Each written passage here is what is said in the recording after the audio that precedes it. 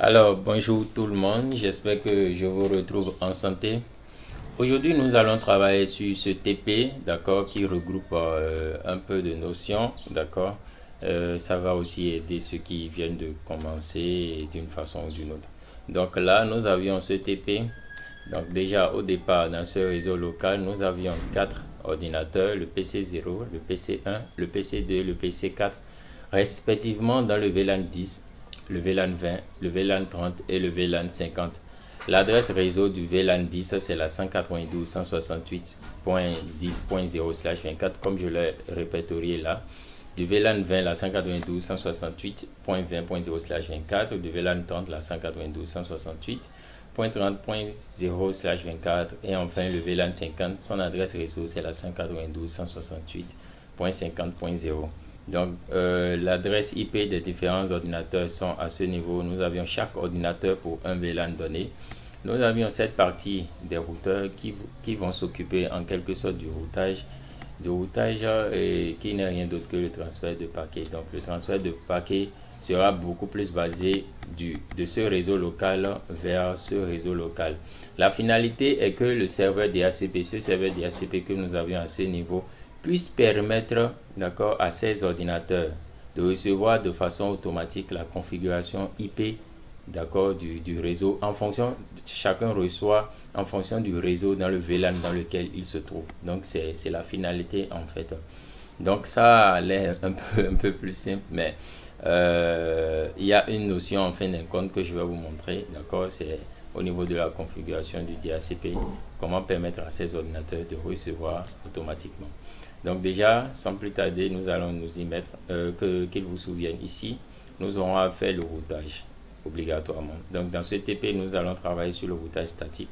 D'accord. Prochainement, nous allons reprendre le même TP et faire le routage dynamique, d'accord, ou simplement à ce niveau reprendre le routage.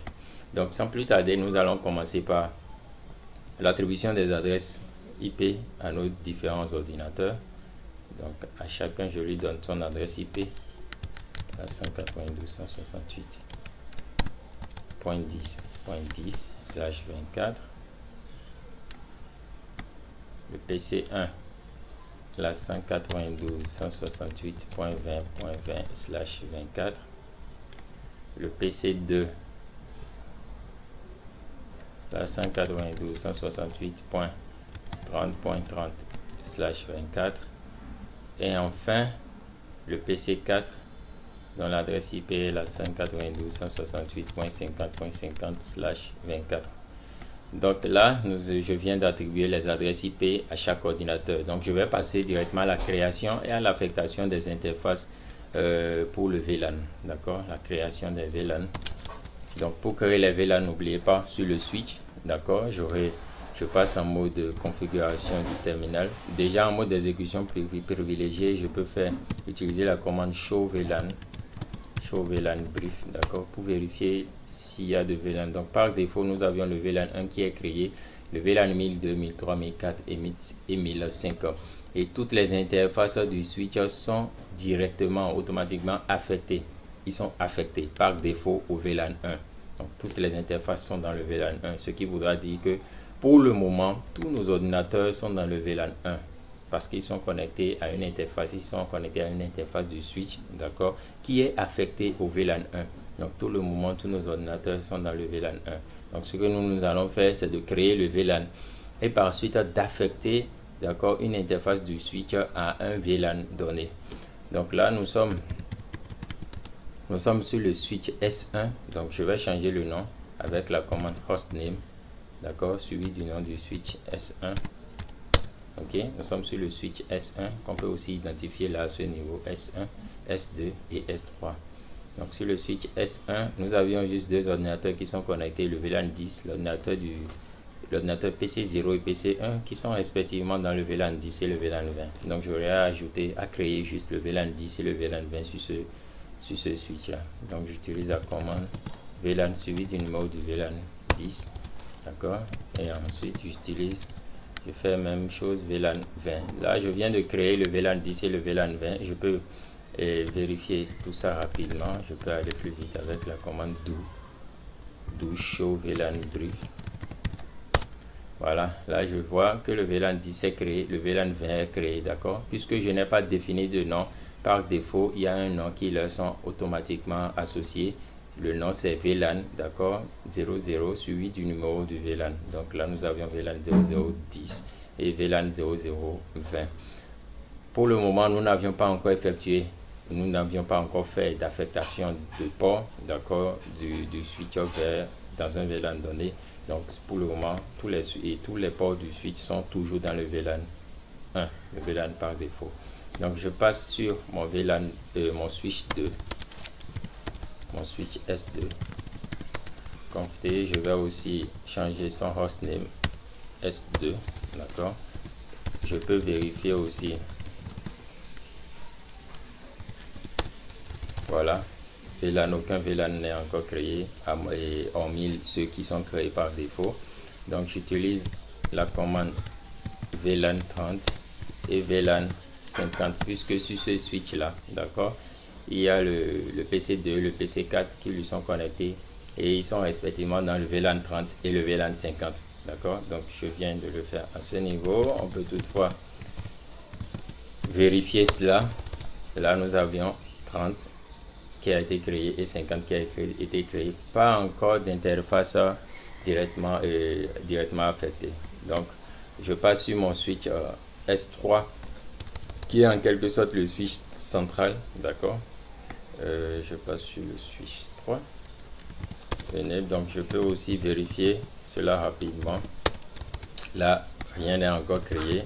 Donc là à ce niveau je vais créer le VLAN 10, je vais créer le VLAN 20, je vais créer le VLAN 30 et je vais encore créer le VLAN 50. C'est-à-dire je crée tous les VLAN qui sont dans le réseau local.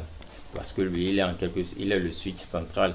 D'accord, il est le switch central. Donc si une trame d'un VLAN doit aller vers un autre VLAN, il faut que lui, il connaisse le VLAN. Sinon, ça ne marcherait simplement pas. S'il ne connaît pas le VLAN, si le VLAN n'est pas encore créé sur ce switch, la trame ne passera pas par lui parce qu'il ne connaît pas ce VLAN. Il ne pourra pas prendre en compte cette trame, la trame de ce VLAN là. Donc je dois créer sur ce switch central tous les VLAN qui sont dans le réseau local afin qu'ils puissent effectuer ce transfert de trame d'une façon ou d'une autre. D'accord. Donc je viens de créer les VLAN. Je vais passer maintenant à l'affectation des interfaces du switch vers les VLAN. Donc là, nous voyons que au niveau du switch S1, l'interface Fast Ethernet 0/1, d'accord, c'est cette interface qui permet l'interconnexion entre le PC0 et le switch, d'accord. Donc je vais appeler l'interface Fast Ethernet 0/1. J'appelle l'interface avec la commande interface Fast Ethernet suivi du numéro de l'interface Fast Ethernet 0/1. J'utilise la commande switch port access VLAN suivi du numéro de VLAN, d'accord, dans lequel je veux affecter l'interface. D'accord, là nous avions l'interface Fast Ethernet, comme je l'ai dit tout à l'heure. L'interface Fast Ethernet 0/1, c'est sur cette interface que l'interconnexion entre le PC0 et le switch est réalisée. Donc je vais affecter cette interface 0/1 dans le VLAN 10, d'où la commande switch port access VLAN 10. Donc du coup, automatiquement, cette interface plutôt passe au VLAN 10.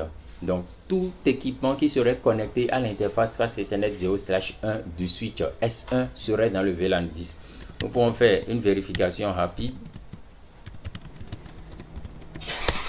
Là, je vois que nous avions le VLAN 10 et je vois l'interface Fast Ethernet 0/1 du switch qui est affecté au VLAN 10. Comme nous pouvons le voir là. Nous allons faire la même chose pour le VLAN 20, d'accord. Ici, je fais interface Fast Ethernet 0/10, d'accord, et j'utilise la commande switch port access VLAN 20. Voilà, là nous pouvons déjà constater un petit changement là pour l'état d'acheminement des ports, d'accord. Ça c'est le protocole Spanning Tree. On verra ça aussi peut-être dans une autre vidéo, mais déjà dans d'autres vidéos je l'avais déjà présenté.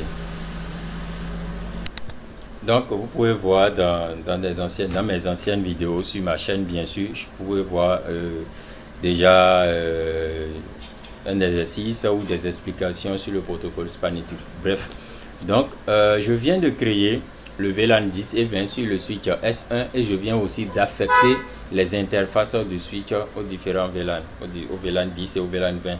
Nous pourrons vérifier tout ça avec la commande. Là, je peux passer en mode d'exécution privilégié. J'utilise la commande show VLAN brief. Voilà. Là, je vois le VLAN 10, le VLAN 20. Le VLAN 10, il y a l'interface fast Ethernet 0/1 du switch S1 qui lui est affecté. Et le VLAN 20, l'interface fast Ethernet 0/10 du switch qui lui est affecté. Je passe maintenant sur le switch S2. Les VLAN sont déjà créés. Je passe à l'affectation des ports. Interface fast Ethernet 0/1. D'accord. Switch port access VLAN. Là, c'est le VLAN 30. D'accord. Là, le VLAN 30, l'interface fast Ethernet 0/1 du switch S2 est affecté au VLAN 30. D'accord. Donc, je passe maintenant à l'interface. Je vais faire un site. Je passe à l'interface fast Ethernet 0/10 du switch. D'accord. Parfois, dans certains documents, vous pouvez voir, il y a certaines personnes. Qu'est-ce qu'ils font? Voilà, certaines personnes, qu'est-ce qu'ils font? Ils utilisent d'abord la commande switch port mode access. D'accord, avant d'utiliser la commande switch port access VLAN, suivi du numéro du VLAN 50 à ce niveau. Pourquoi ils le font? Parce que parfois sur certains switches, lorsque vous mettez cette commande, la commande switch port access VLAN, suivi du numéro du VLAN, la commande qui permet d'affecter une interface à un VLAN donné, cette commande parfois ne passe pas. D'accord, donc il faut faire passer d'abord cette commande en mode et cette interface en mode access avant de spécifier, avant d'affecter maintenant l'interface dans un VLAN donné. D'accord, donc là ça prend automatiquement. C'est pourquoi moi j'y vais en même temps, juste en une seule commande. Sinon parfois si ça ne passe pas, d'accord, pensez à d'abord entrer cette commande switch port mode access, la commande switch port mode access, et ensuite vous mettez la commande d'affectation de l'interface dans un VLAN donné. Donc là, je viens d'affecter l'interface fast Ethernet 0/10 du switch S2 dans le VLAN 50. Donc je peux vérifier tout ça avec la commande do show VLAN brief. Voilà, interface fast Ethernet 0/1 du switch affecté au VLAN 30 et l'interface 0/10 du switch affecté au VLAN 50. Donc, une fois que les affectations sont déjà effectuées, ici je n'ai pas d'affectation à effectuer parce que nous n'avions pas un équipement final qui est connecté au switch. Les affectations sont faites sur les interfaces qui sont directement reliées aux équipements finaux. J'appelle équipement final un ordinateur, une imprimante, un téléphone IP, un copieur, ainsi de suite. D'accord? Donc là, nous n'avions plus d'interface à affecter dans un VLAN. Mais ici, nous aurions à configurer le port trunk. Le port trunk, c'est ce port qui va permettre le passage des trames des VLAN, des différents VLAN que nous avions configurés.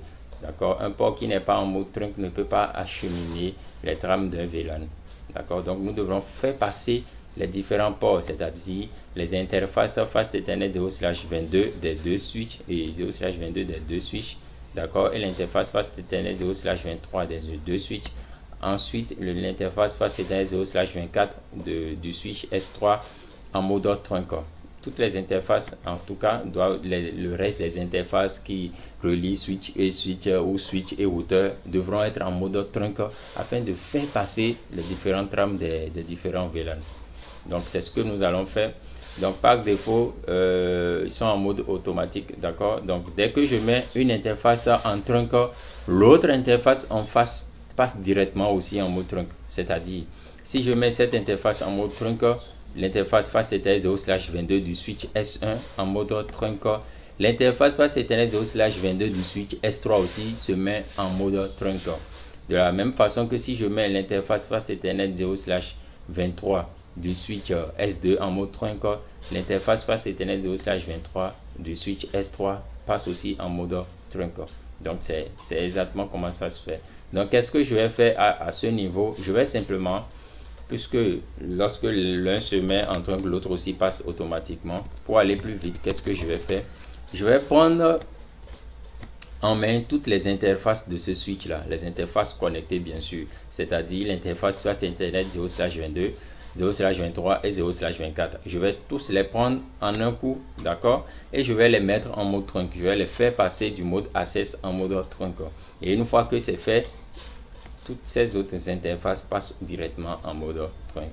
Donc c'est ce que je vais faire. Et pour prendre en main plusieurs interfaces, j'utilise la commande interface range, d'accord, fast Ethernet 0/22 à 24, c'est-à-dire je prends en compte l'interface 0/22, 0/23 et 0/24, d'accord, et j'utilise la commande switch port mode trunk.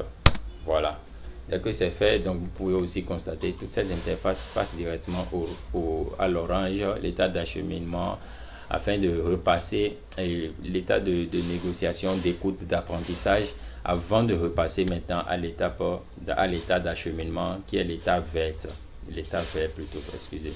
Donc là, vous pouvez constater que l'interface fast Ethernet 0/24 et l'interface giga 0/0 du routeur R1, ils sont toujours éteintes en rouge.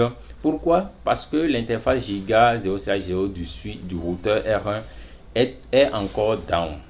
D'accord, cette interface est encore éteinte. C'est pourquoi l'interface 0/24 du switch est encore éteinte elle aussi. D'accord, donc dès qu'on va activer l'interface giga 0/0 du routeur R1, l'interface fast Ethernet 0/24 du switch passera en mode d'acheminement.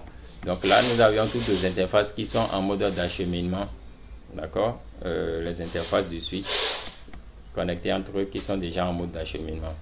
Donc là, ici, nous avions déjà configuré nos équipements, nos ordinateurs à ce niveau. Nous les avions déjà configurés. D'accord. Ce que je vais faire un ping, d'accord, du PC 0 vers le PC 1, la 192.168.20.20. Tout simplement, ça ne marcherait pas. Pourquoi ça ne marcherait pas? Parce que, première chose, les deux PC ne sont pas dans le même VLAN. D'accord. Et même s'ils ne sont pas dans le même VLAN, il y a possibilité pour qu'ils puissent communiquer s'il y a un routeur. D'accord. Mais là, nous avions un routeur, mais ce routeur n'est pas encore configuré. Donc, nous allons configurer le routeur afin que le PC du VLAN 10 et le PC 1, 2 et 4, d'accord, respectivement dans le VLAN 20, 30 et 40, puissent communiquer entre eux. D'accord. Ça aussi, c'est le processus du routage. C'est un routeur qui peut prendre en charge cela. C'est-à-dire le transfert de paquets du VLAN 10 vers le VLAN 20. Le transfert de paquets du VLAN 50 vers le VLAN 30. D'accord. C'est un routeur qui peut gérer ça parce que le routeur, c'est un inter-réseau. D'accord. Soit c'est un routeur, soit c'est un switch de niveau 3. Le switch de niveau 3, pourquoi? Parce que lui, il a les capacités, il a quelques fonctionnalités d'un routeur. Donc voilà ce qu'on appelle switch de niveau 3 dans Packet Tracer. D'accord. Là, nous avons le switch de niveau 3. Lui aussi, il gère quelques commandes, quelques services du routeur. D'accord. Donc, je vais prendre mon routeur. D'accord. Je vais le configurer afin que les différents PC puissent communiquer entre eux. D'accord. Donc, je prends mon routeur. Enable configure terminal. OK. Interface giga 0/0. No shutdown. Mais là, à ce niveau, je vais lui mettre quelle adresse IP? Ça, c'est un problème qui se pose. Nous avions 4 sous-réseaux, d'accord? Mais nous avions une seule interface physique. Comment utiliser cette interface physique? Comment la configurer pour permettre aux différents sous-réseaux qui sont dans le réseau local, d'accord? Ce réseau local, de pouvoir communiquer entre eux. Là, c'est une vraie problématique. En temps normal, on devrait avoir 4 interfaces de routeurs allumées. 4 interfaces dont une interface servirait de passerelle par défaut à un sous-réseau donné. Si nous avions l'interface giga 0/10, peut-être, ça va servir de passerelle pour le réseau du VLAN 10. L'interface giga 0/20 va servir de passerelle pour le réseau du VLAN 20, d'accord. Mais là, nous avions juste une interface physique, une seule interface physique. L'achat d'autres interfaces physiques nous serait coûteux. Donc, qu'est-ce que nous allons faire? Nous allons juste faire appel à la fonctionnalité ou à la technologie router on a stick. Le router on a stick, c'est quoi lui? ce qu'il apporte de plus, c'est d'utiliser une interface physique, d'accord, afin de créer des sous-interfaces logiques qui permettront, d'accord, à plusieurs sous-réseaux d'avoir une passerelle sur une interface physique. C'est-à-dire, cette interface 0 giga 0/0, nous allons la subdiviser en plusieurs sous-interfaces afin que chaque VLAN puisse avoir une interface de sortie, une passerelle par défaut.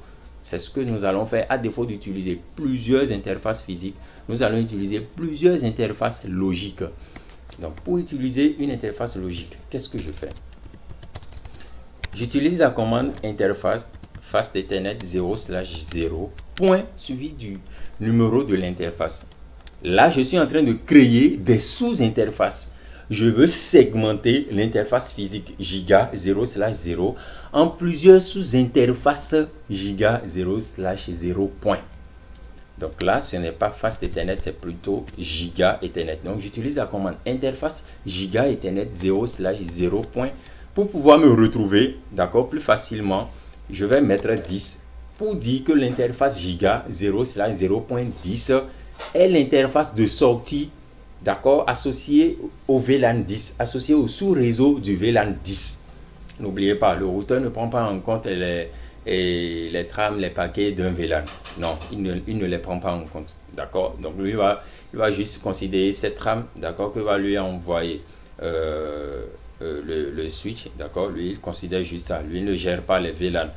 C'est pourquoi si nous créons un VLAN quelque part ici, que nous voulons faire communiquer pareillement à un VLAN d'ici, ça ne marcherait simplement pas parce que le routeur ne gère pas les paquets, les VLAN en fait. Ok, il bloque tout ça.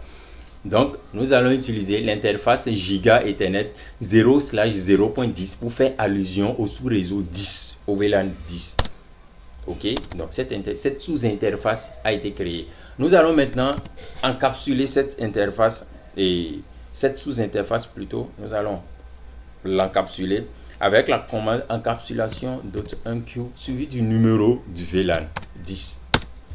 Et par suite, nous allons maintenant attribuer une adresse IP avec la commande IP adresse suivie de l'adresse IP de la sous-interface. Nous allons lui donner la 192.168.10.200 pour pouvoir nous retrouver le masque 3x255.0. Nous allons faire pareil pour l'interface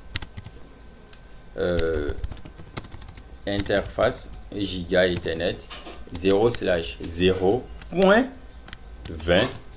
D'accord, d'abord faire l'encapsulation. Si je ne fais pas l'encapsulation, l'adresse IP ne marcherait pas. Regardez, nous allons faire un test.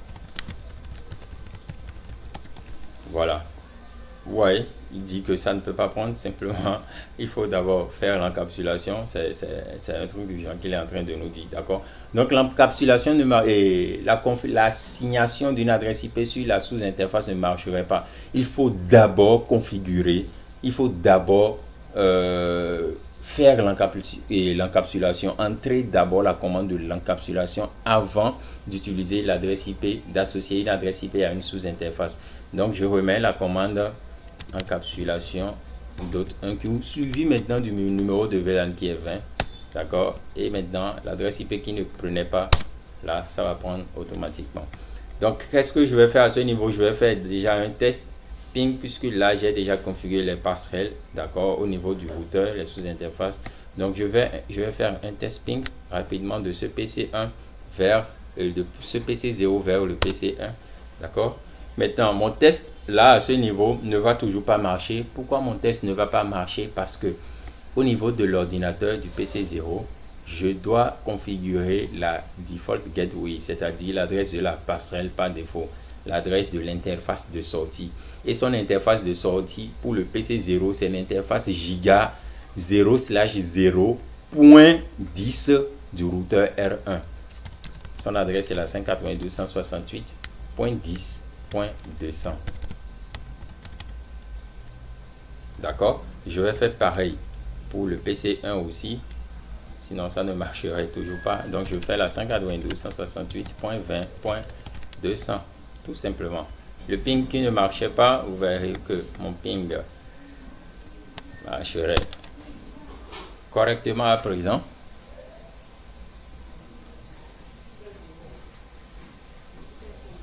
Voilà, vous voyez que mon test ping marche correctement. Ok, donc dès que je vais aussi faire un ping vers la 192.168.10.10, vous verrez que là aussi ça marcherait. Voilà, donc je vais essayer de faire un ping vers le PC2, la 192.168.30.30. Le PC2 est dans le VLAN 30. Là, il dit destination host irreachable.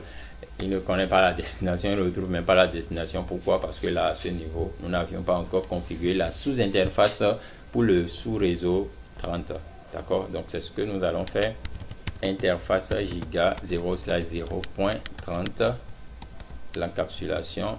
Je peux utiliser les commandes que j'avais déjà entrées, qui sont encore dans la mémoire tampon. Je peux les utiliser pour aller un peu plus rapide. Donc là, l'adresse IP c'est la 192.168.30.200. Je fais pareil pour la 50. D'accord, je mets l'encapsulation 50 et l'adresse IP la 50.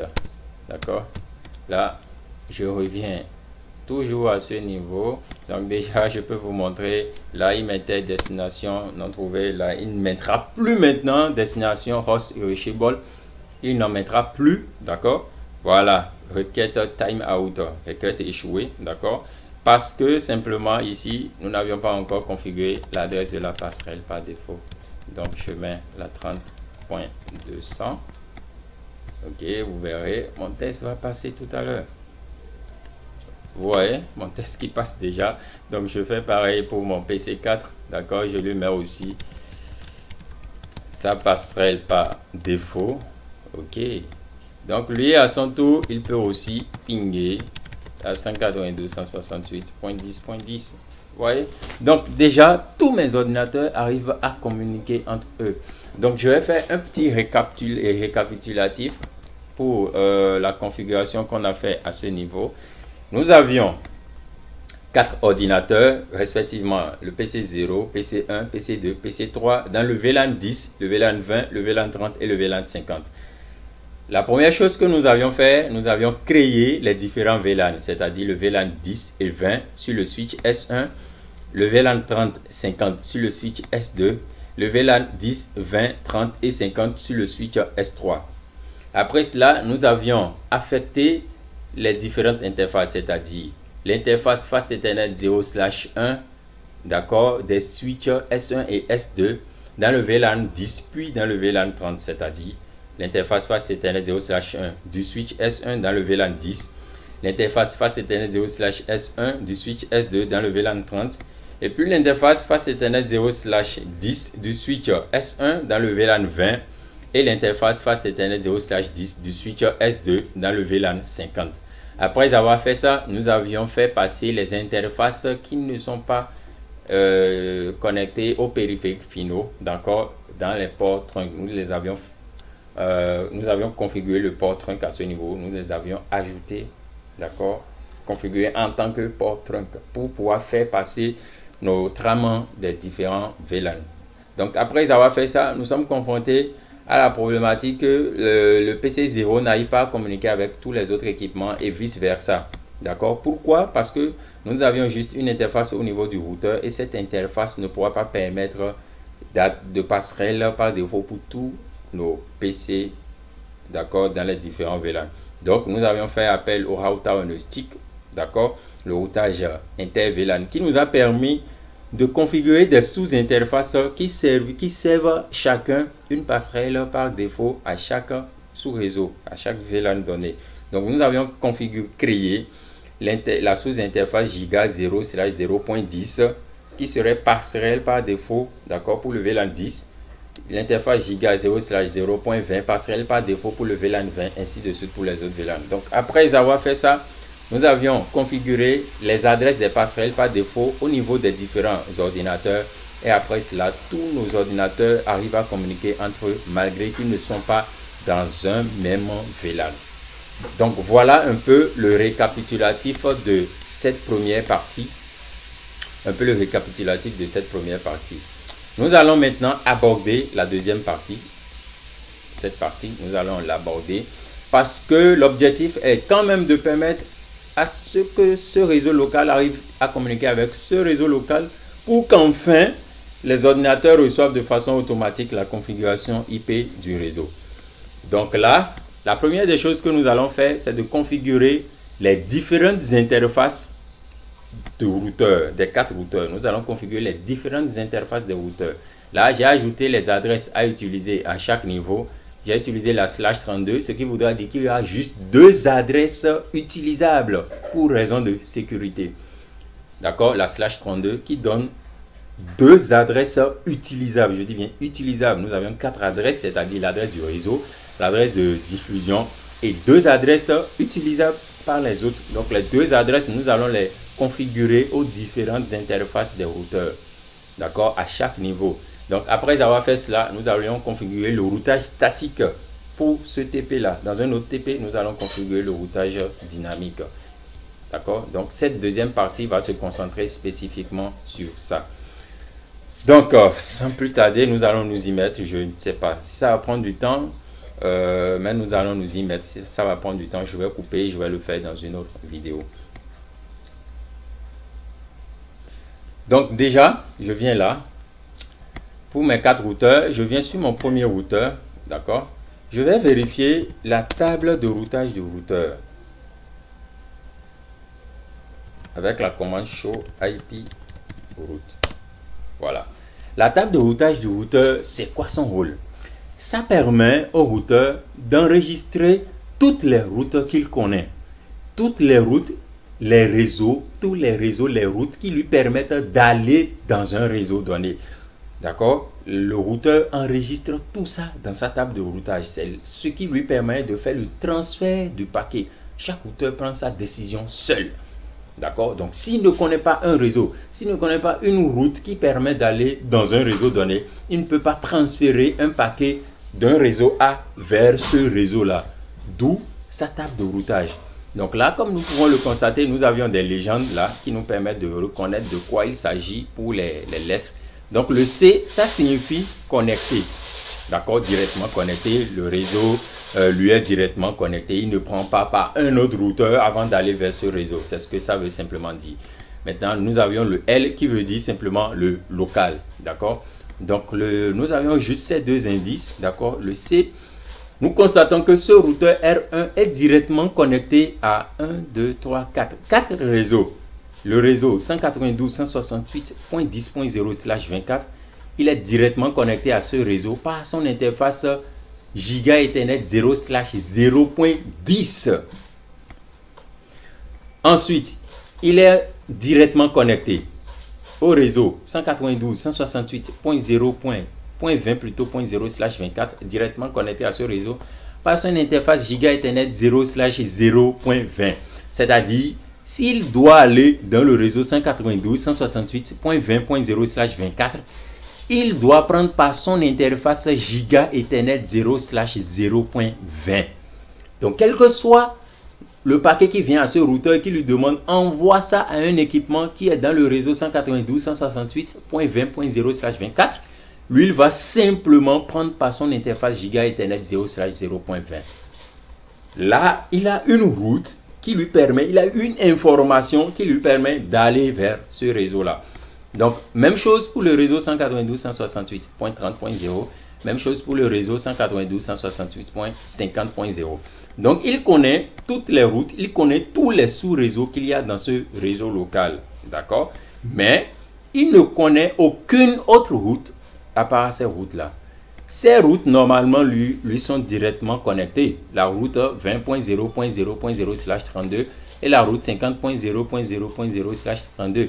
Mais il ne reconnaît pas encore cette route parce que les interfaces, ces interfaces sériales 0/1/1 et sériales 0/1/0 ne sont pas ni connectées ni configurées. C'est ce que nous allons faire maintenant pour permettre au routeur de reconnaître aussi ce réseau, d'accord, comme un réseau directement connecté et de l'ajouter à sa table de routage. Donc, je passe en mode de configuration du terminal. J'utilise la commande interface sériale. J'appelle forcément l'interface que je veux configurer. Je l'appelle interface sériale 0/1/1. OK. j'utilise la commande no shutdown pour activer cette interface. D'accord? J'ai mis no shutdown, mais elle n'est pas passée au vert. Pourquoi elle n'est pas passée au vert? C'est une interface sérielle. Il faut que cette interface aussi passe forcément au vert avant que celle-là aussi ne passe au vert. Donc, dès que je vais vouloir configurer le R2, dès que je vais vouloir configurer le routeur R2, c'est-à-dire son interface sérielle 0/1/1 précisément, et que je vais l'activer directement, l'interface sérielle 0/1/1 du routeur R1 aussi serait activée. D'accord? Donc, vous allez le constater avec moi tout à l'heure. Donc là, j'ai mis la commande no shutdown pour l'interface sérielle 0/1/1. Maintenant, je vais configurer cette interface. Je vais lui ajouter une adresse IP avec la commande IP adresse suivie de l'adresse IP, la 20.0.0.1. Le /32, ça fait 255.255.255.252. Voilà. Donc, une fois que c'est fait, je passe maintenant site. J'appelle aussi l'interface sérielle 0/1/0 du même routeur. D'accord? J'utilise la commande no shutdown. Ensuite, IP adresse la 50.0.0.1. Le masque de sous-réseau 3 fois 255.252. OK? Maintenant que je l'ai fait, essayons de voir. Je mets la commande show IP route, ok, pour vérifier la table de routage du routeur. Dès que je mets ça, la table de routage du routeur ne renseigne en rien les réseaux 20.0.0.0/32 et 50.0.0.0/32. Pourquoi? Parce que les interfaces ne sont pas encore actives. Ils sont actifs de façon logique ou actifs de façon physique plutôt, mais pas de façon logique. Donc, il faut que je l'active de façon physique et logique de l'autre côté, en quelque sorte, d'accord, avant que le routeur ne prenne en compte ce réseau, d'accord, comme directement connecté et l'ajoute à sa table de routage. Donc, pour vous le montrer, simplement, je viens là, au niveau de ce routeur, je passe en mode de configuration du terminal, ou avant même ça, je peux utiliser la commande show IP route pour vous montrer la table de routage de ce routeur. Je vois que lui n'a encore rien enregistré, rien ajouté dans sa table de routage et c'est normal. Je passe maintenant dans le mode de configuration du terminal. Interface sérielle 0/1/1 no shutdown. Regardez, dès que je mets le no shutdown et j'active, passe. Les deux interfaces passent au vert, d'accord? Et là, il m'informe en même temps que voilà. La ligne du protocole interface sérielle 0/1 est maintenant up. D'accord? Je peux reprendre ma commande show IP route. Et qu'est-ce que je vois? Je peux constater qu'il a ajouté dans sa table de routage le réseau 20.0.0.0/30 qui lui est directement connecté par son interface sérielle 0/1/1. Voilà, tout simplement. Mais il n'a toujours pas encore ajouté la 50. Pourquoi? Parce que l'interface est toujours down. Voilà, l'interface est toujours down.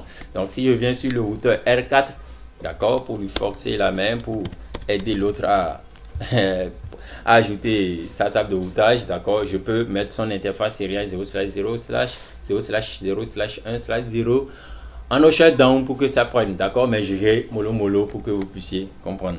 Donc, je vais configurer toutes les interfaces des différents routeurs comme ça, d'accord, afin que vous verrez par suite, tout sera vert et ils rempliront petit à petit leur table de routage. Donc, déjà, la table de routage de ce routeur R2 n'avait aucune information. Nous allons vérifier maintenant s'il a une information. Toujours aucune information.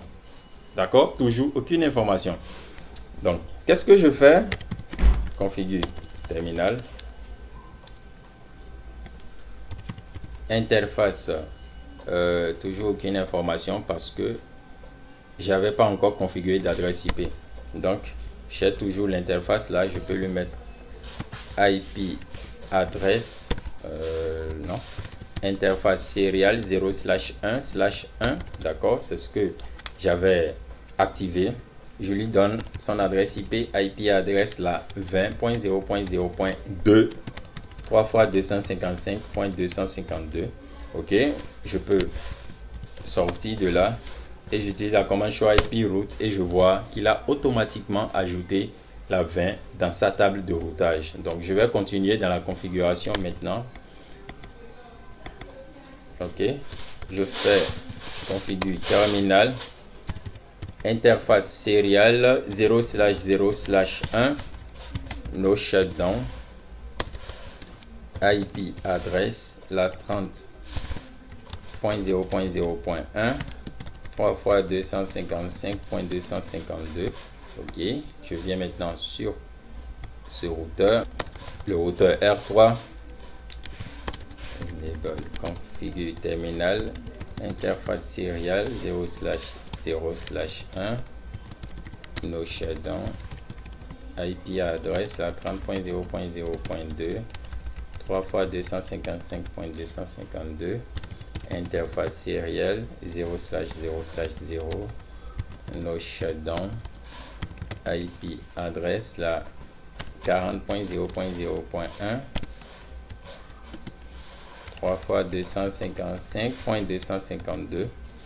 d'accord, et enfin l'interface giga 0/0, no shutdown, IP adresse la 10.0.0.255.0.0.0 parce que c'est une /8. Donc je vais mettre un peu les références pour vous permettre de vous retrouver, mais avant je vais configurer ce routeur pour finir.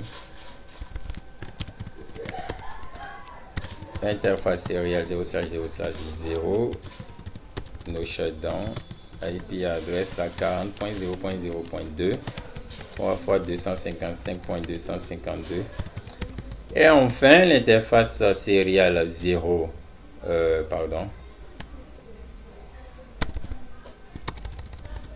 l'interface serial 0/1/0, no shutdown, IP adresse la 50.0.0.2 3 fois 255.252. Voilà, donc là je vais remettre les légendes, seulement que ça serait bon. Si je mets 0.1 à ce niveau, c'est-à-dire les adresses IP en fait 0.1 à ce niveau aussi, 0.2 ici, 0.2 et là 0.1 ici, 0.2 là, 0.1 ici, 0.2. voilà, donc pour vous permettre de vous retrouver un peu, j'utilise la 0.1 pour la première sous-interface, la première interface série configurée, la 0.2 pour la deuxième. Donc si ça peut vous aider, d'accord, je le mets. Donc je viens de configurer toutes les interfaces des routeurs, d'accord, les interfaces sériales, je viens tous de les configurer. Je peux vérifier la table de routage de chacun d'eux. Show IP route. Voilà, je vois qu'il a connaissance des réseaux qui lui sont directement connectés, la 40 et la 50, d'accord. Donc si je reviens sur mon routeur là, ok, show IP route, donc je vois qu'il a connaissance de tous les réseaux qui lui sont directement connectés, la 20, la 50, la 192.10, la 20, la 30 et puis la 50, d'accord. Donc ici aussi pour ce routeur, lorsque je fais un show IP route, je vois aussi qu'il connaît la 10, d'accord, ce sous-réseau là, ce réseau local, il le connaît, il connaît la 30, il connaît la 40, d'accord, mais ok, il ne connaît pas la 20, il ne connaît pas la 50 et il ne connaît pas le réseau local des différents VLAN, là où on avait créé les différents VLAN, le réseau 192.168, il ne les connaît pas. Donc ne demandez pas à ce routeur d'envoyer une information vers le réseau 192.168.10.0/24. Il ne pourra pas envoyer parce qu'il ne connaît pas le chemin qui mène vers ce réseau. Je vais vous montrer un exemple très simple, d'accord. Regardez, je passe en mode simulation. Je prends là un message, je mets au niveau du PC 0, vers le routeur R2. D'accord? Lorsque je... Voilà, il envoie vers le switch, du switch vers le deuxième switch, de ce switch vers le routeur. D'accord? Le routeur maintenant, il fait demi-tour. Demi-tour. Demi-tour. Parce qu'il... Pourquoi il a fait demi-tour? Selon vous, pourquoi il a fait demi-tour? Pourquoi il a fait demi-tour? Lorsque je vais faire, je reprends, je reviens ici. Voilà. Le routeur connaît bien, ce routeur connaît bien ce réseau local. Il connaît aussi ce réseau local qui lui est directement associé. D'accord? Mais ce routeur ne connaît pas le chemin du retour. Donc ça ne marcherait simplement pas. Lorsque je vais faire, je vais prendre, pour que ça vous, pour mieux vous expliquer, je reprends, je fais un ping vers la 20.0.0.1 qui est l'adresse IP de l'interface série 0/1/1 du routeur R1. Ça va marcher correctement, d'accord? Je fais le même ping vers la 2. Même ping, d'accord, vers la 2, la 20.0.0.2, qui est l'interface, qui est l'adresse IP de l'interface sériale 0/1/1 du routeur R2. Là, nous sommes en train de voir que ça ne marche pas. Je vais passer en mode simulation pour vous montrer, d'accord, comment tout ça est en train d'arriver. Là, je viens là, j'annule le ping, je relance le ping. Regardez. Il envoie vers le switch, du switch vers le deuxième switch, ce switch vers le routeur. Le routeur lui envoie ça. Mais lui, regardez ce qu'il fait. Il annule simplement le paquet. Il annule le paquet. Pourquoi? Parce qu'il ne connaît pas le chemin qui va vers le réseau 192. On peut toutefois voir sa table de routage. Show IP route. Si on voit sa table de routage, il connaît juste deux réseaux. Le réseau 20.0.0.0/32 et le réseau 30.0.0.0/32. Il ne connaît pas le réseau 192.168.10.0/24. Il ne le connaît pas. Donc, il annule tout paquet qui lui est envoyé pour destination réseau 192.168.10.0. Tout paquet qui vient vers lui pour une destination qu'il ne connaît pas, il l'annule tout simplement. C'est ce qu'il fait. Et c'est ce que tous les autres routeurs vont faire. S'ils reçoivent un paquet pour destination d'un réseau qu'ils ne connaissent pas, ce réseau qui n'est pas dans leur table de routage, ils vont simplement annuler le paquet. C'est ce que ce routeur a fait, c'est ce que tous les autres routeurs vont faire. Si on fait un ping du PC0 vers le routeur R3, ça ne marcherait pas. Pourquoi? Parce que le routeur R1 connaît le réseau 20.0.0.0/32, le réseau 50.0.0.0/32. Mais avant d'aller au routeur R3, il faut qu'il connaisse le réseau 30. Il faut qu'il prenne pas le réseau 30 et le réseau 40. Or, il ne connaît ni le réseau 30 ni le réseau 40. Alors, lui aussi, à ce niveau, ça ne passerait pas. On peut reprendre un test de ping à ce niveau pour vous le montrer. D'abord, je vais supprimer ce qui est en cours. Je vais faire maintenant un ping vers... un ping vers la 30.0.0.2. Voilà. Nous allons suivre ça ensemble, du switch vers le switch, ensuite vers le routeur. Vous voyez, il annule simplement le paquet. Il annule simplement le paquet. C'est ce qu'il va faire de mieux. Parce qu'il ne connaît pas le chemin qui va vers ce routeur. Déjà, il met destination host initiable. Il ne connaît pas. Il va simplement annuler le paquet. Il ne connaît pas le chemin qui va lui permettre d'aller là-bas. Vous voyez, il annule simplement le paquet. Simplement le paquet. Donc, du coup, il faut qu'on configure la table de routage du routeur. Et ça se fait de deux façons. Soit de façon manuelle ou de façon dynamique. La façon manuelle, c'est ça le routage statique. Et la façon dynamique, c'est ça le routage... Pardon. La façon manuelle, c'est ça le routage statique. Et la façon automatique, c'est ça le routage dynamique. Le routage statique, c'est l'ajout, d'accord, des routes que le routeur ne connaît pas dans sa table de routage. C'est-à-dire, pour ce routeur, le routage statique va ajouter toutes les routes du réseau qu'il ne connaît pas dans sa table de routage de façon manuelle. Mais le routage dynamique, lui, son rôle, c'est de configurer un protocole. Et c'est le protocole qui va se charger maintenant de remplir la table de routage du routeur en fonction des routes qu'il ne connaît pas. D'accord? Le chemin qui va le mener d'une route vers une autre. Le chemin qui va l'aider à envoyer un paquet vers un réseau donné. Donc, c'est ça l'intérêt du routage en fait. Donc, ce que nous allons faire dans ce TP, simplement, nous allons configurer le routage statique. Le routage statique, je l'ai dit tout à l'heure, c'est l'ajout de façon manuelle dans la table de routage du routeur les réseaux qu'il ne connaît pas et dont il veut envoyer et dont il doit plutôt envoyer des paquets vers ce réseau-là. Donc, je passe sur mon routeur. Le routeur R1 connaît le réseau, tous les réseaux qui sont à ce niveau, les sous-réseaux, ils les connaissent tous dans le réseau local. Il connaît le réseau, c'est-à-dire, voilà, il connaît le réseau 192, les réseaux 192, il les connaît tous. Il connaît le réseau 20, il connaît le réseau 50, mais il ne connaît pas le réseau 30 et 40 et 10.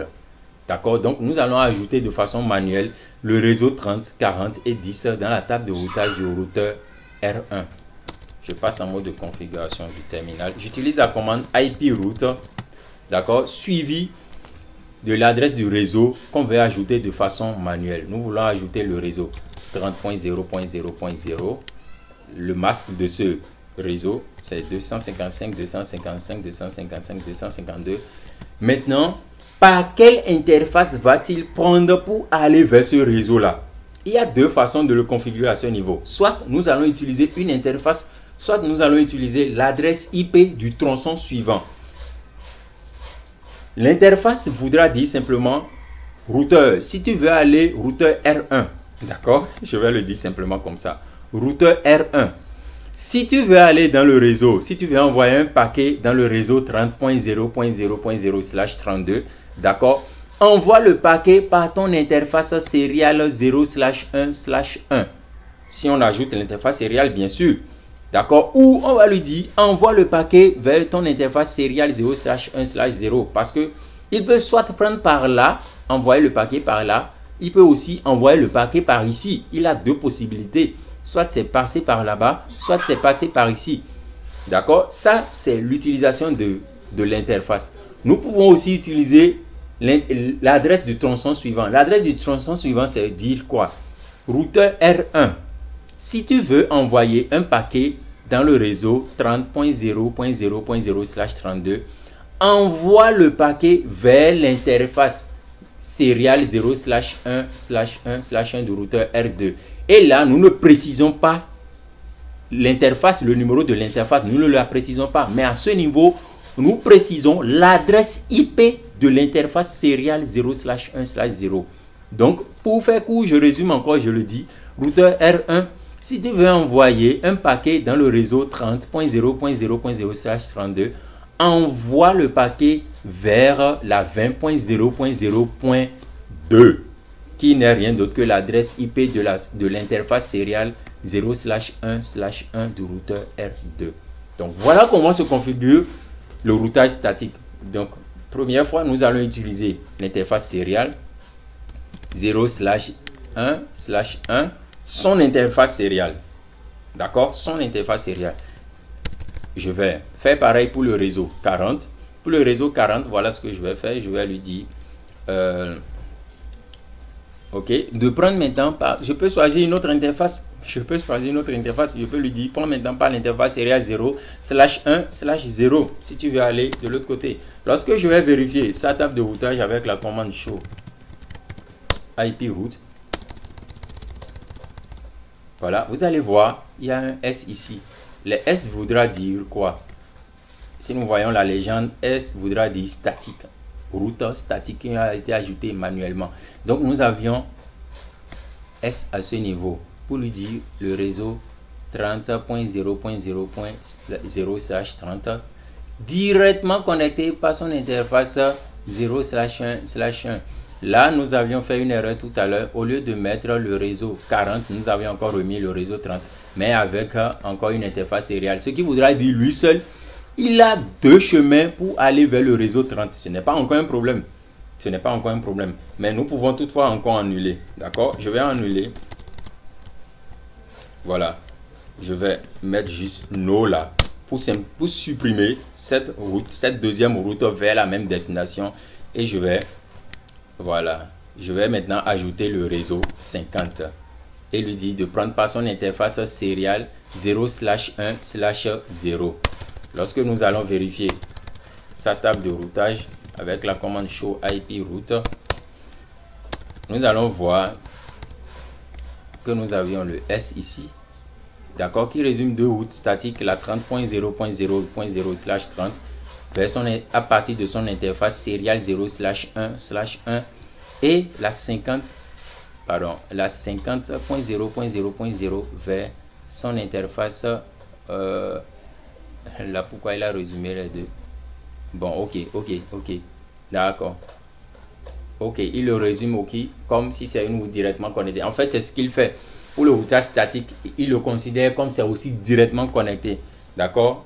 C'est ce que le routage statique, c'est comme ça se fait. D'accord? Au niveau des routeurs, dans la table de routage, il le considère comme un routeur directement connecté. Maintenant, lorsque je vais essayer de faire maintenant un ping, regardez, le ping vers la 30.0.0.2, vous verrez simplement ce qui va se passer. Là, il envoie là-bas. Regardez ce que mon routeur il fait. Vous voyez, ça grise déjà d'ailleurs au rouge. Il va le supprimer. Pourquoi il va le supprimer? Parce que ce routeur ne connaît toujours pas encore cette route là. Je voudrais vous faire une nuance d'un petit truc là. Voilà, j'ai fait vers la 30.0.0.2. non, je voudrais faire vers la bon, ok, bon, je vais configurer le tout pour mieux vous expliquer. Là, je viens d'ajouter toutes les routes, d'accord, au niveau de ce routeur. Je viens d'ajouter toutes les routes. Il y a la 20, nous avions la 30, nous avions la 50, les 192. Il y a aussi la 10 que je vais ajouter avec la commande IP route, la 10.0.0.0, 255.0.0.0. Là, je peux toutefois utiliser l'adresse du tronçon suivant avec la 50.0.0.2. Cette adresse-là, l'adresse de l'interface serial 0/0/1/0 du routeur R4. Voilà. Donc, je peux faire un end et un show IP route. Voilà. Donc là, nous avions statique, la 30, la 50, d'accord, et nous avions aussi la 10 qui est encore en statique. Donc, je vais configurer le routage statique sur le routeur R2 aussi. Là, il connaît seulement deux réseaux, la 20 et la 30 qui lui sont directement connectés. Je vais configurer tout le local pour les différents VLAN. Je vais configurer la 10, je vais ajouter la 10, la 40, la 50 plutôt, la 40 et puis la 10. Donc, c'est un peu beaucoup à ce niveau, mais je vais le faire. J'irai un peu rapidement. Configure terminal. IP route, la 192.168.10.0, 3 fois 255.0. Prends pas ton interface serial 0/1/1. Voilà. Donc, je vais faire pareil pour la 20. Il va prendre pas la même interface. Je vais faire pareil pour la 30. Et je vais faire pareil pour la 50. Voilà.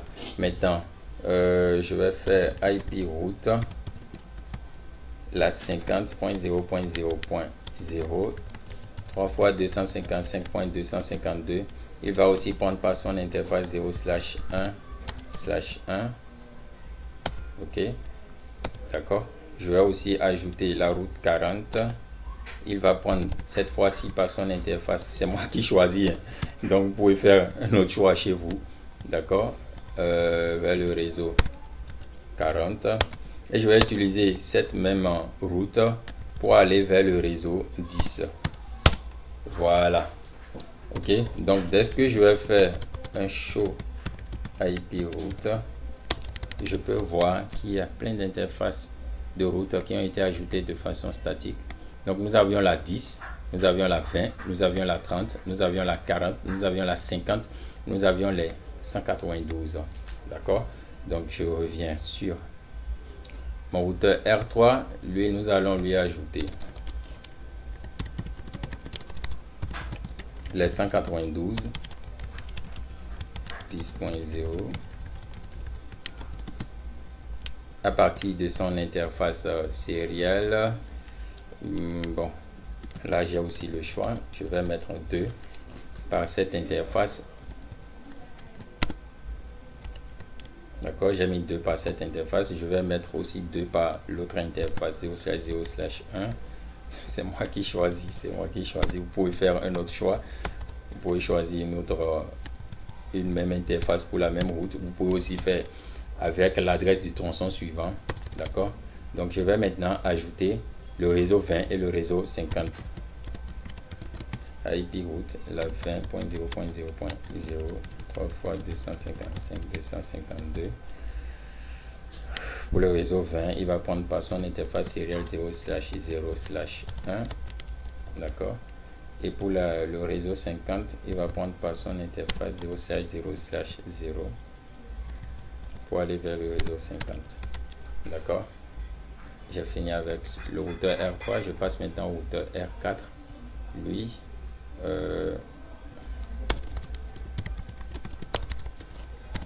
IP route, la 192.168.10.0, 3 fois 255.0. Il va prendre par son interface sérielle 0/1/0. Je vais faire pareil pour le réseau 20. Je vais faire pareil pour la 30. Je vais faire pareil pour la 50. Je vais faire pareil pour la 50. Donc, une fois que c'est fait, je vais ajouter les autres réseaux. IP route. Je vais ajouter la 10.0.0.0, 255.0.0.0 par son interface sérielle 0/0/0. Je vais ensuite ajouter par cette même interface, je vais ajouter le réseau 20. Il ne connaît pas le réseau 30. D'abord le réseau 30. Et je vais prendre par son interface 0/1/0, d'accord, pour le réseau 20. Voilà. Donc je viens de finir la configuration du routeur R4 aussi. Je peux faire un test déjà. Je peux faire un test. Je vais faire un ping vers, je vais pinguer le routeur R3, d'accord. Ping vers la 40.1, voilà. Ping vers la 40.0.0.1. Ok. Je vais suivre cela. Voilà.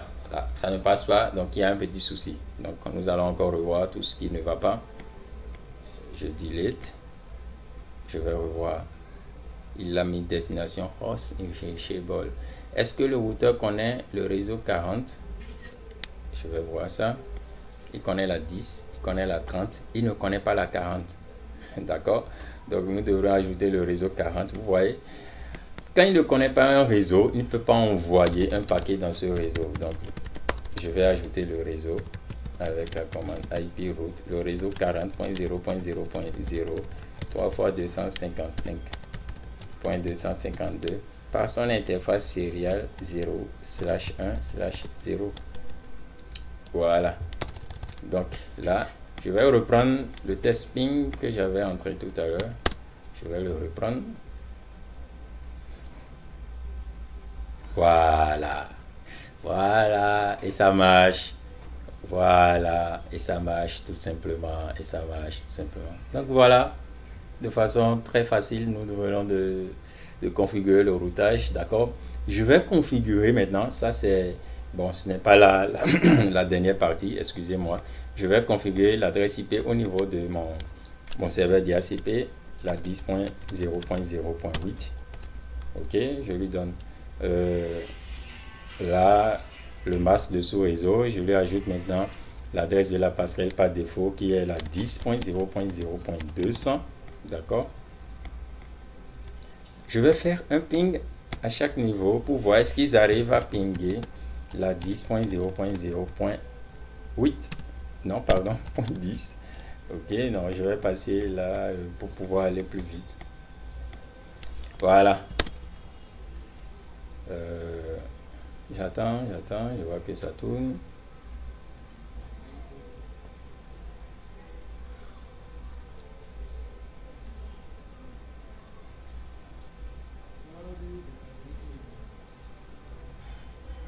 D'accord, je vais faire ce test au niveau de tous les PC, d'accord, pour voir si tout marche bien. D'accord, pour voir si tout marche bien, je dois faire ce test.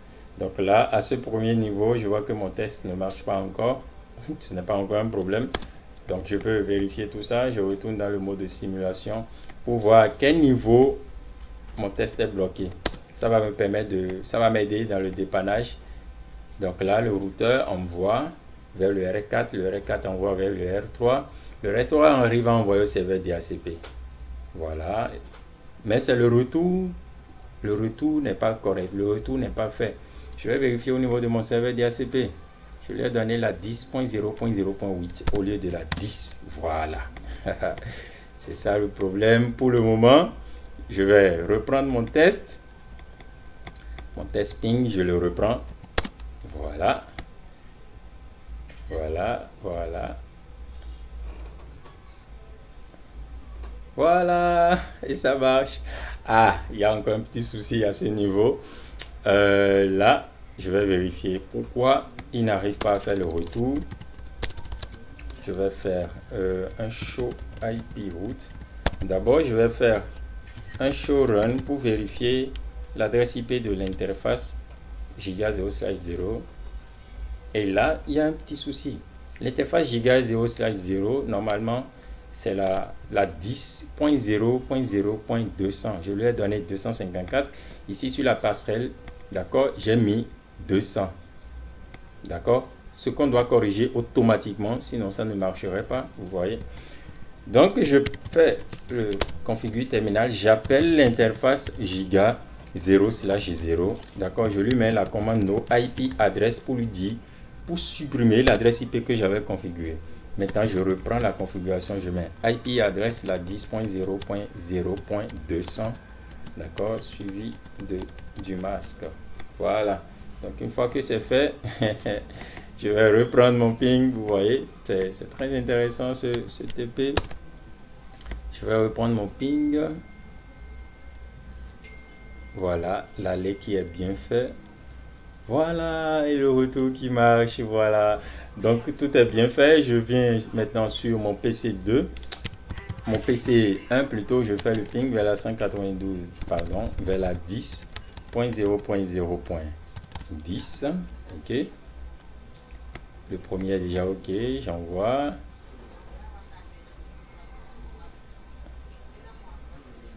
Voilà, là aussi ça marche correctement. Le PC 3, d'accord, je vais faire le ping vers la 104, pardon, la 10 toujours, point 10. OK. Voilà, à ce niveau, je vois que ça marche aussi. Voilà, vous voyez, en fonction du chemin que j'avais configuré, il utilise le chemin. En fonction du chemin, il fait le transfert de paquet. D'accord, là aussi, ça a marché. Donc, pour le PC 4, pour finir, la 10.0.0.10. Voilà. Super. Super. Je vois que ça marche correctement. OK. Donc, je viens de configurer le routage statique. J'ai fait le test de connectivité et ça marche correctement. Il y a une convergence parfaite dans mon réseau. Donc, la dernière partie concerne la configuration du serveur DHCP. Je vais juste configurer le service DHCP, le protocole DHCP sur mon serveur DHCP afin que tous mes ordinateurs, quel que soit le VLAN dans lequel ils se trouvent, reçoivent de façon automatique la configuration IP du réseau. D'accord? En fonction de leur VLAN, bien sûr. Donc, je viens sur mon serveur DHCP, étant donné qu'il communique déjà avec les différents PC. Je viens sur mon serveur DHCP, je passe dans Service. Une fois dans Service, je passe sur DHCP, voilà. J'active le protocole DHCP. D'accord? Je crée le nom du pôle, je vais lui définir un nom. Je mets là par exemple VLAN 10. Je mets VLAN 10. La default gateway, c'est quoi? C'est la 192.168.10.200. Pardon. 10.200. Le DNS serveur, bon, j'ai pas un serveur DNS, mais je peux utiliser une 5.5.5.5, d'accord. L'adresse IP au départ, la stat, c'est la 192.168.10. Bon, je mets 50. Le masque, 3 fois 255.0, le maximum, bon, c'est pas grave. Je fais maintenant pour le VLAN 20.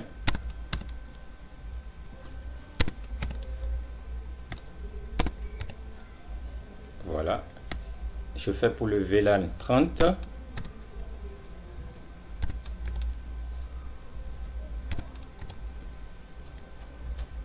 Et enfin, je fais pour le VLAN 50.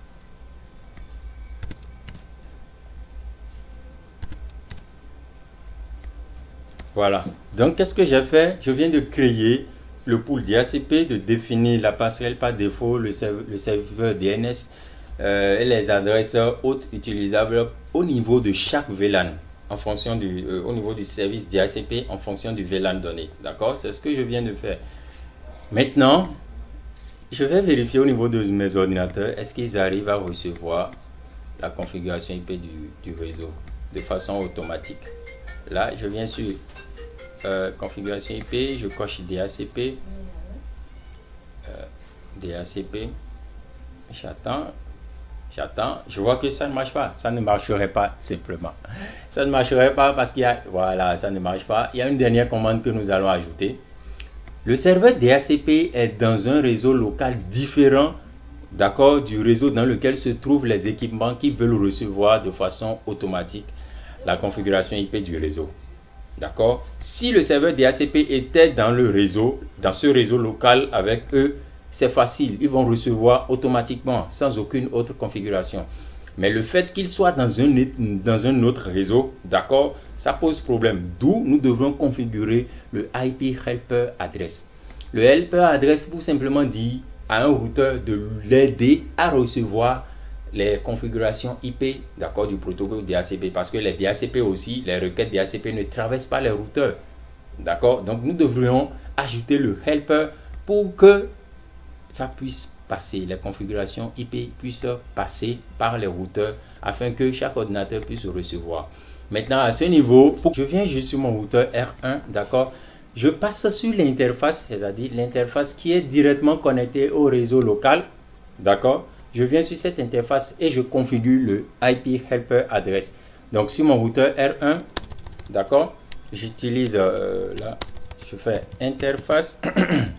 Interface giga 0/0.10, d'accord, parce que c'est la sous-interface qui va vers le réseau 10, d'accord. J'utilise la commande IP Helper Address, la 10.0.0.10, qui n'est rien d'autre que l'adresse IP du serveur DHCP. Donc dès que je fais ça, je viens sur mon ordinateur, le qui ne recevait pas d'adresse IP, pas DHCP, là automatiquement il a reçu. Automatiquement il a reçu, d'accord. Quand je viens sur mon deuxième ordinateur, je mets pardon, statique. Là ça ne marcherait pas. Pourquoi ça ne marcherait pas? Parce que l'IP Helper Address n'est pas encore configuré sur sa sous-interface. Donc je viens juste sur la sous-interface 0/0.20. J'utilise la même commande IP Helper Address sur la sous-interface 0.30. IP Helper Address sous-interface 0/0.50. IP Helper Address la 10.0.0.10. Du coup, tous mes ordinateurs peuvent recevoir de façon automatique la configuration IP du réseau. Voilà. Rapidement, ils peuvent tous recevoir la configuration IP du réseau de façon automatique, d'accord, à partir du protocole DHCP, tous en fonction du VLAN dans lequel ils sont. Voilà, vous voyez. La 50.50 comme je l'avais configuré. Vous voyez, la start 10.50, ils vont tous commencer par la 50 aussi là, tous la 50, d'accord, tous la 50. Donc le DNS, l'adresse de la passerelle. Donc voilà un peu comment ça se fait. Donc puisque j'avais déjà configuré le routage à ce niveau, d'accord, donc je peux faire un ping. Les différents ordinateurs peuvent communiquer entre eux parce que le routage est déjà fait. Voilà, ça marche. Donc voilà un peu ce que nous allons faire dans ce TP. C'est un peu énorme, ça nous a permis de faire un peu de dépannage aussi. Donc nous avions parlé de VLAN, nous avions créé les VLAN, affecté les différentes interfaces du switch aux différents VLAN. Nous avions configuré le trunk, nous avions configuré le router on stick, c'est-à-dire création des sous-interfaces et la configuration de ces sous-interfaces. Nous avions aussi configuré le routage statique, je l'ai expliqué, nous avions configuré, nous avions fait aussi un peu de dépannage. Nous avions configuré un serveur DHCP, en particulier le protocole DHCP, pour permettre aux ordinateurs de recevoir de façon automatique la configuration IP du réseau en fonction du VLAN dans lequel il se trouve. D'accord? Donc c'est ce que nous avions fait de façon ramassée dans ce TP un peu complet qui a pris assez de minutes. J'espère que vous avez bien compris, j'espère que ça va beaucoup vous aider, en tout cas pour toutes les questions. Écrivez-moi, je suis joignable, vous pouvez m'appeler aussi, WhatsApp et tout. Donc merci pour votre attention et à très bientôt.